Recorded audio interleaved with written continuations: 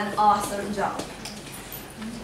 It is to inspire, encourage, and impassion. It is to make people feel cared about, loved, and confident in their abilities. Often, I help people's dreams become a reality. And so what is this job? I am a teacher. I know what you're thinking.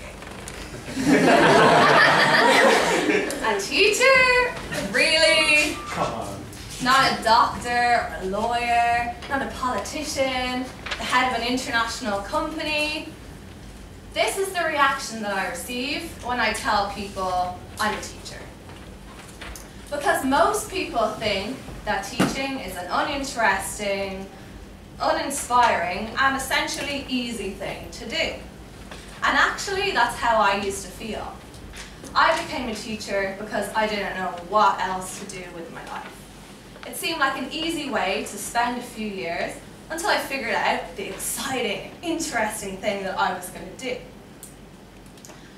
But in the course of the 4 years that I have been teaching, I have met some spectacular teachers, and 2 of those in particular have changed my view on teaching and have made me the person that I am today. The first of these is Kathy. I met Kathy in my first teaching job. In this job, the students did not want to listen to their teachers. And in many of my lessons, the students, instead of listening to me, would take up tiny pieces of paper and roll them into balls and stick them in the top of their pen and blow them at each other. Rather than trying to do well in their tests, these students would shout out in the class, "I hate you, you're the worst teacher that I ever had." And to be honest, I spent a lot of energy trying not to cry in front of the students. But the students were completely different with Kathy. They listened to her. They wanted to learn something. They were transformed from these horrible, evil devils into these absorbent angels. And I just needed to know, what is her secret? What is she doing differently to me? And so I spent some time observing Kathy.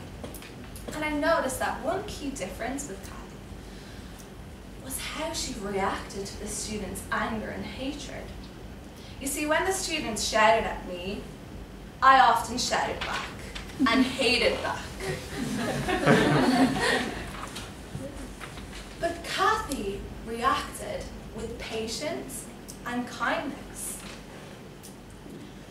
Actually, Kathy showed them how they should act. She was a teacher that taught them not just English studies, but how to actually be people. You see, many of these teenagers came from broken homes, and they didn't have these kind of positive role models in their lives. And Kathy was the kind of person that these students really needed. And the second teacher is Neil. I met Neil in my second teaching job. Behaviour wasn't so much of an issue anymore, but still, my lessons just felt lifeless, so boring. And the students never really seemed to try their best with me. And across the corridor in Neil's classroom was the energy that I craved.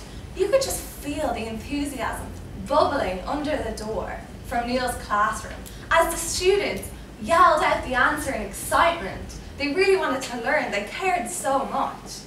And again, I wondered, what is Neil doing that's so different to me to create this reaction?